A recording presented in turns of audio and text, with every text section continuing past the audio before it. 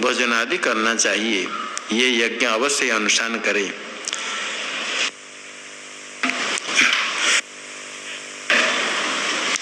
यज्ञ शिष्टामृत भुजो यान्ति ब्रह्म सनातनम् नायं लोकोऽस्त्ययज्ञस्य कुतोऽन्यः कुरु सत्तम।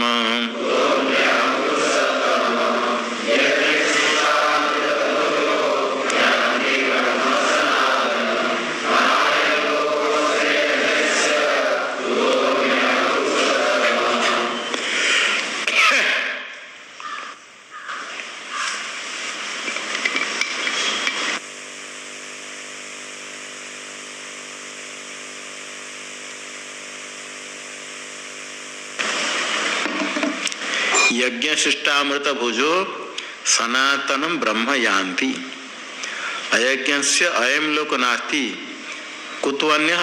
हे कुरु सप्तम, कुरुनाम सप्तम, कुरु श्रेष्ठ, कुरु वंश में अर्जुन को कहते हैं। यज्ञ शिष्टम, यज्ञ शिष्टम अमृतम। यज्ञ सब करने के बाद जो समय बचा, जो कुछ रहा, ये अमृत तुल्य है। ऐसा अमृत यज्ञ शिष्ट अमृत भुजो, यज्ञ संपादन करके बाकी समय में जैसे विधि के अनुसार जो करना कर्तव्य करके, और पंच यज्ञ भी आया, महायज्ञ संपादन करके फिर जो बचता है अन्य काल में भोजन आदि करते हैं, तो सनातन ब्रह्म यान्ति, चिरंतन ब्रह्म को प्राप्त करते हैं। ये मुमुक्षु है, क्रम से अंतःकरण शुद्धि के द्वारा ज्ञान निष्ठा की योग्यता, ज्ञान प्राप्ति करके मुक्त हो जाते हैं। और जो मुमुक्षु नहीं है, ब्रह्मलोक को जाते हैं, ज्ञान प्राप्त नहीं करते, ब्रह्मलोक की भी इच्छा नहीं हो, भोग की इच्छा नहीं हो, सब यज्ञों का फल क्रम से ज्ञान प्राप्ति। जितने सब यह कर्म है शास्त्र में विहित है, सब ज्ञान का साधन है। ब्रह्मसूत्र में सर्वापेक्षा च यज्ञादि श्रुतेरस्वत्, सर्वापेक्षा सर्वेषाम आश्रम कर्मणाम अपेक्षा, सब आश्रम कर्म यज्ञ दान तप की आवश्यकता है ज्ञान प्राप्ति के लिए। यज्ञादि श्रुते है, क्योंकि श्रुति कहती तमेतम वेदानुवचनेन ब्राह्मणा विविदिशन्ति यज्ञेन दानेन तपसा अनासकेन। यज्ञ दान तप ये ज्ञान का साधन है, श्रुति कहती है। इसलिए सब कर्म की आवश्यकता है ज्ञान प्राप्ति के लिए। ज्ञान प्राप्ति के बाद किसी सहकारी की आवश्यकता नहीं, किंतु ज्ञान की उत्पत्ति के लिए यज्ञ दान तप भक्ति उपासना तीर्थाटन प्राणायाम सब कुछ आवश्यक है। अश्वादि श्रुते यज्ञादि श्रुते अश्ववत, उसमें दृष्टांत दिया ब्रह्मसूत्र में अश्ववत, अश्व घोड़ा जैसे। उसके पहले विचार हुआ मोक्ष का साधन ज्ञान है या कर्म है। ब्रह्मसूत्र में पहले निश्चय हो गया ज्ञान ही मोक्ष का साधन, कर्म नहीं है। उसके बाद फिर विचारा यदि ज्ञान मोक्ष का साधन कर्म नहीं है तो कर्म करने की कोई आवश्यकता नहीं, ज्ञान में अभ्यास करे। तो इसके लिए कर्म भी ज्ञान का साधन है अथवा नहीं है, ये विचार करने के लिए अधिकरण प्रारंभ हुआ। पूर्व पीछे कहता है जब एक बार निश्चय हो गया कर्म मोक्ष का साधन है ही नहीं, और साधन है ही नहीं, व्यर्थ है, तो कर्म ज्ञान का भी साधन नहीं है, व्यर्थ है, छोड़ दो। नहीं करना है तो फिर शुरू से छोड़ दो। सिद्धांति कहता नहीं, मोक्ष का साधन नहीं होने पर भी कर्म ज्ञान का साधन है। पूर्व पीछे कहता है जब कर्म साधन है ही नहीं, साधन स्वभाव नहीं, तो ज्ञान प्राप्ति का भी साधन नहीं होना चाहिए। तो सिद्धांति कहता है अश्ववत, घोड़ा के समान। घोड़ा खेती करने के लिए लांगल कर्षण के लिए घोड़े को जो योचते हैं, नहीं, घोड़े को लेकर के लंगल खेती नहीं करते, किंतु घोड़े को रथ खींचने के लिए जो खींचते हैं। लंगल खेती करने के लिए घोड़ा जिस प्रकार साधन नहीं होने पर भी रथाकर्षण के लिए साधन होता है, ठीक इसी प्रकार कर्म मोक्ष का साधन नहीं होने पर भी ज्ञान का साधन है।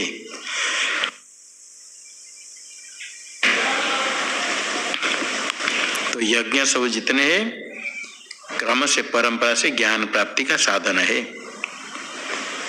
सब यज्ञ संपादन करके शिष्ट काल और जो कुछ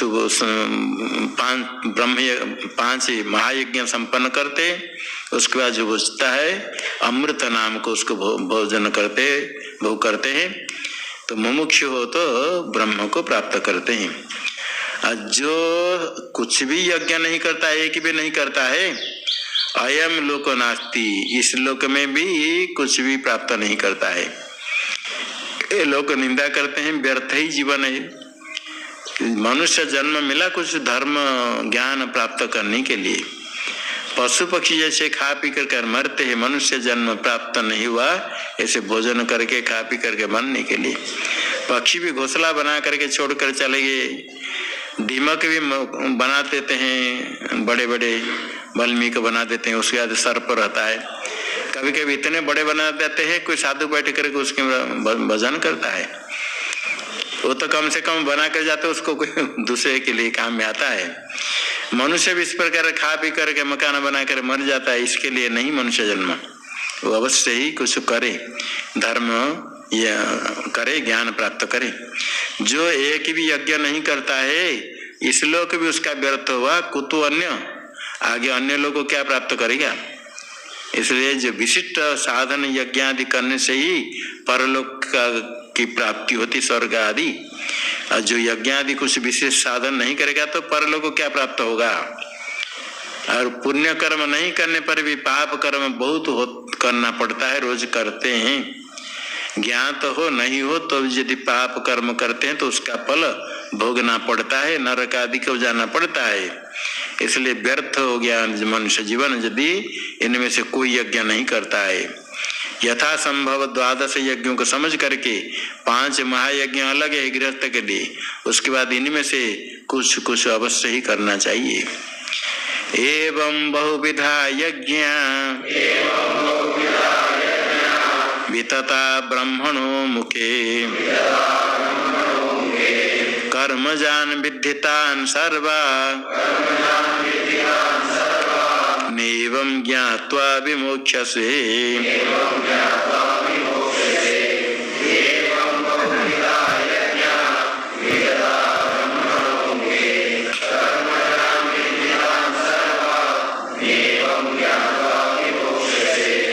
एवं ब्रह्मणो मुखे बहुविधा यज्ञ वितता तान सर्वान कर्मजान विद्धि एवं ज्ञात्वा विमोक्ष्यसे। ब्रह्मणो मुखे बहुविधा यज्ञ वितता, ब्रह्मणो मुखे ब्रह्म है यहाँ वेद, वेद के द्वार में, वेद के मुख में बहुविधा यज्ञ वितता विस्तृता है, क्योंकि वेद के द्वारा ही सब यज्ञ कर्म का ज्ञान होता है। वितता है विस्तार रूप से कहे गई। वेद में वेद के द्वारा ही बहुत प्रकार यज्ञ का ज्ञान होता है। यज्ञ वितता विस्तृता प्रकाशिता, यज्ञ का प्रकाशक है वेद। जितने कर्म है धर्म सब का विधान करने वाले वेद वाक्य है। तो वेद वाक्य के द्वारा, वेद के द्वारा अनेक प्रकार यज्ञ विधान किए गए, विस्तीर्ण रूप से कहे गए। तान सर्वान कर्मजान विद्धि, किंतु जितने यज्ञ सब कर्मजन्य समझो। कुछ शरीर के द्वारा कर्म होते हैं, कुछ इंद्रिय के द्वारा, कुछ मन के द्वारा होते हैं। शरीर के द्वारा कर्म होता है उसको कहते कायिक, काय है शरीर। और इंद्रिय के द्वारा कर्म होता है तो इंद्रिय के लेकर वाग उपलक्षण लेकर वाचिक कर्म, इंद्रिय के द्वारा कर्म होता है, वाग उपलक्षण है वाचिक। और मन के द्वारा कर्म होता है तो मानस। तो कायिक वाचक वाचिक मानस कर्म शरीर इंद्रिय मन से ही होते हैं सब जितने यज्ञ है। इनको सब समझो, शरीर इंद्रिय मन से होते हैं। आत्मा से इनमें से कौन यज्ञ होगा? आत्मा निर्व्यापार है। एवं ज्ञात्वा, ऐसा समझ करके, अर्थात ये सब शरीर इंद्रिय मन से होते सब कर्म, मैं निर्व्यापार हूँ शुद्ध हूँ, निष्क्रिय हूँ, ऐसे जो जानता है, ये सब शरीर इंद्रिय मन का व्यापार है, मेरा व्यापार नहीं है, मैं तो निर्व्यापार हूँ, उदासीन हूँ, ऐसे जो जान लेता है, ऐसे ज्ञान रूप साक्षात्कार दर्शन से मोक्ष से मुक्त हो जाओगी। किससे मुक्त हो जाएगा? संसार बंधन से मुक्त हो जाओगी। बंधन से मोचन का तो बंधन का नाश, बंध निवृत्ति, बंध निवृत्ति है, बंधन का नाश हो जाएगा। इसे संसार रूप बंधन से मुक्त हो जाओगी।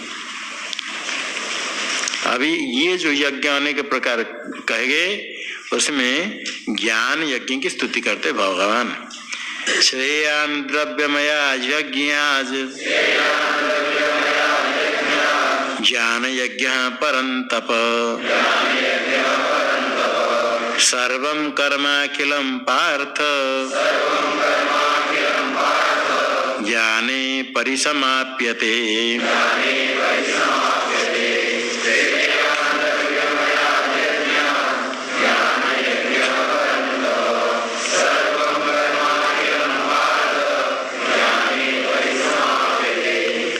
द्रव्यमयाद यज्ञाज ज्ञान यज्ञ श्रेयान है परंतप। हे पार्थ, सर्वम अखिलम कर्म ज्ञाने परिसमाप्यते।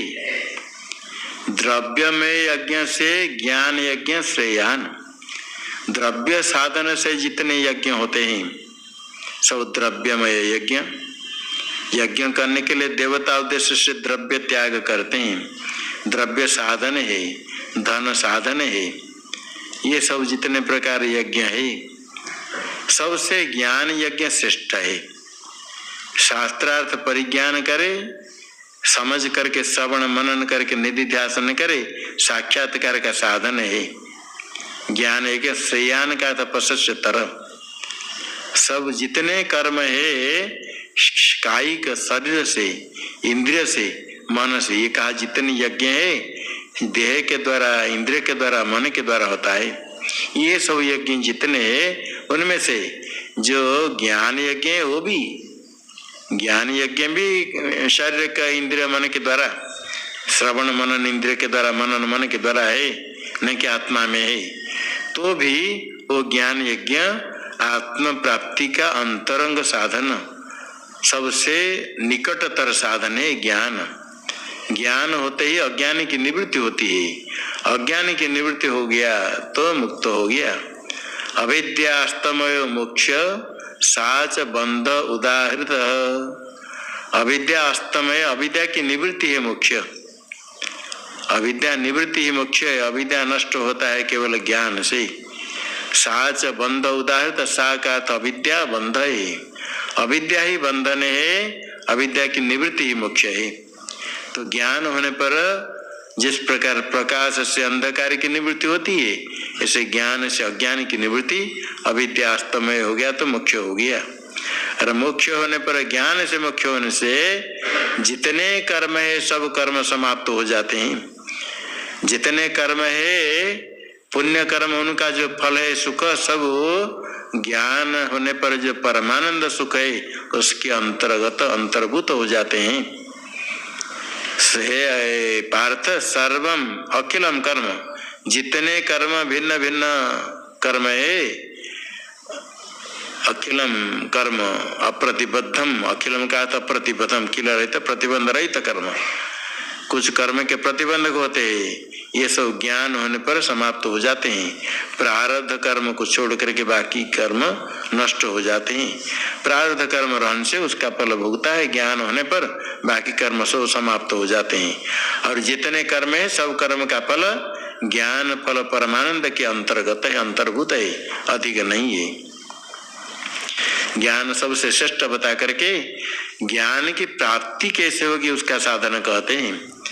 तद विद्धि प्रणिपातेन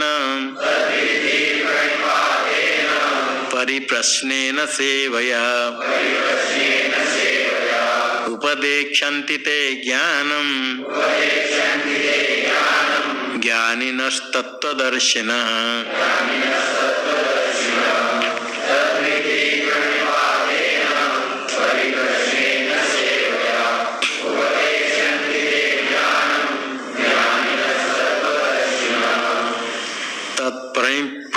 प्रणिपातेन परिप्रश्नेन सेवया विद्धि ज्ञानिनस् तत्वदर्शिनः ते ज्ञानम उपदेक्षन्ति।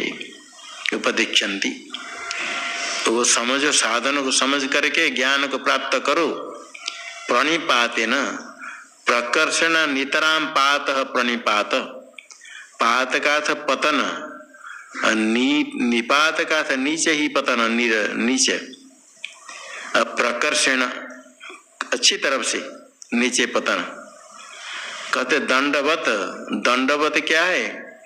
दंडवत शब्द का अर्थ है दंडवत न है, दंडवत खड़े खड़े के दंड, दंड ऐसे जैसे है ना, ये दंड है, लाठी है दंड, ऐसे गिर गया, दंडवती अर्थ है, दंड जैसे गिर गया, दंड रखा है ऐसा है, गिर गया, इसी प्रकार नीचे गिर जाना, ये दंडवत। खड़ा रख करके दंडवत ऐसे कोई हाथ दिखा देते हैं, दंडवत दंड के समान गिर जाना, ये दंडवत, दंड साष्टांग प्रणाम।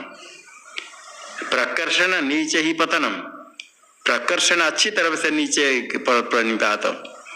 दीर्घ नमस्कार, और नमस्कार करते समय वाणी से भी नमस्कार, दर्शन चक्षु से भी और शरीर से, त्रिविध, शरीर से, वाणी से, दृष्टि से।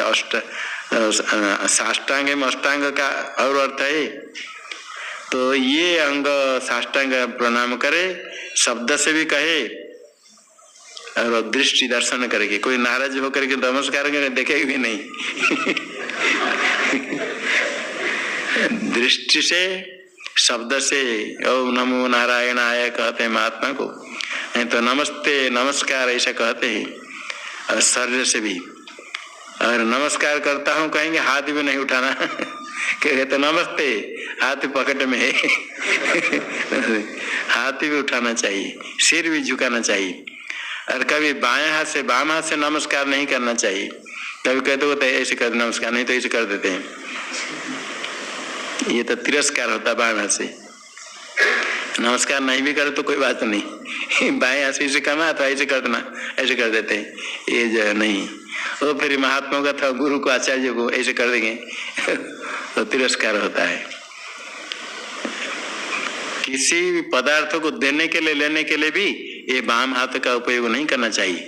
दक्षिण दाहिने हाथ से देना, किसको देना लाना दाहिने दक्षिण हस्त से उपयोग करना चाहिए।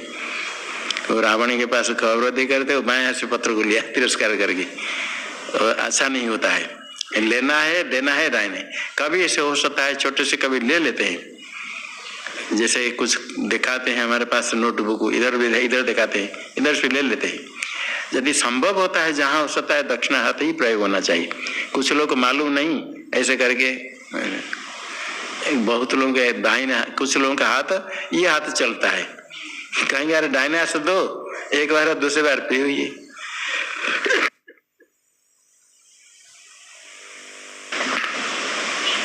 तो दोनों हाथ से प्रणाम करना चाहिए, सिर झुकाना चाहिए, साष्टांग प्रणिपात। प्रणिपात के बाद परिप्रश्न, परितः प्रश्नम, ये बंधन क्या है, मोक्ष कैसा है, क्या विद्या क्या है, अविद्या क्या है, ज्ञान प्राप्ति का साधन क्या है, ये प्रश्न है। और सेवया, सेवा से कहते हम तो पढ़ने के लिए, हम थोड़ी सेवा करने के लिए पढ़ेंगे ना, सेवा करेंगे, सेवा करेंगे तो पढ़ाई नहीं होती। और कुछ लोग बड़े समझदार सिखाते आ रहे तो सेवा करोगे तो क्या पढ़ोगे, सेवा छोड़ दो, सेवा छोड़ना नहीं करना। तो स्वयं तो भ्रष्ट है, दूसरे को भी सिखाएंगे, कुछ ऐसे करते हैं, ये नहीं। सेवा से ही गुरु शुश्रूषया विद्या पुष्कलेन धनेन वा अथवा विद्या विद्या चतुर्थम नैव कारणम। तो ये प्रणिपात परिप्रश्न सेवा, ऐसा करने से ही जब आचार्य संतुष्ट खुश हो जाते हैं तो वो ज्ञान का उपदेश करते हैं। ज्ञान का उपदेश करने वाले ज्ञानिनस् तत्वदर्शिन, ज्ञानी तत्वदर्शी ज्ञानी। ज्ञान शास्त्रार्थ विषय ज्ञान है, किंतु ज्ञान होने पर भी यथावर्थ तत्व को नहीं जानते हैं तो उपदेश नहीं कर सकते हैं। तत्वदर्शिन, तत्वम द्रष्टुम शीलम येषाम। तत्व शब्द पहले का तो बताया था, तस्य भाव तत्वम, तते सर्वनाम, सबका नाम, सर्वस्य नाम सर्वनाम, सर्व है सर्वम ब्रह्म, और ब्रह्म का नाम है तत्, तते सर्वनाम। सर्वनाम का था तत् का था ब्रह्म, तत्वमसि तत् का था ब्रह्म। तस्य भाव, ब्रह्म का भाव स्वभाव, यथात्म्यम, ब्रह्म का यथार्थ स्वरूप को तत्व कहा गया, पारमार्थिक स्वरूप को तत्व कहा गया। उसको द्रष्टुम शीलम येषाम, जिनका स्वभाव है कि अब परमार्थ स्वरूप का ही ज्ञान उनको होता रहता है, वो तत्वदर्शी है। शास्त्र को श्रवण कर लिया, रट लिया, पढ़ा लिया, प्रवचन कर लिया, इतने मात्र से नहीं, सम्यक दर्शन जिनको हुआ, तत्व परमार्थ के यथार्थ स्वरूप का साक्षात्कार जिनको होता, ऐसे तत्वदर्शी हो, शास्त्रार्थ ज्ञान हो, तो वही उपदेश कर सकते हैं। ज्ञान शास्त्रार्थ भी ज्ञान चाहिए और साक्षात्कार भी चाहिए, ऐसे ज्ञानी उपदेश करेंगे। इसी प्रकार उनसे ज्ञान प्राप्त करो। गुरु की परंपरा से ज्ञान की प्राप्ति होती, स्वतंत्र नहीं है। तो ये ज्ञान प्राप्ति का साधन बताया, प्रणिपात, परिप्रश्न, सेवा, और ज्ञान का फल आगे कहेंगे।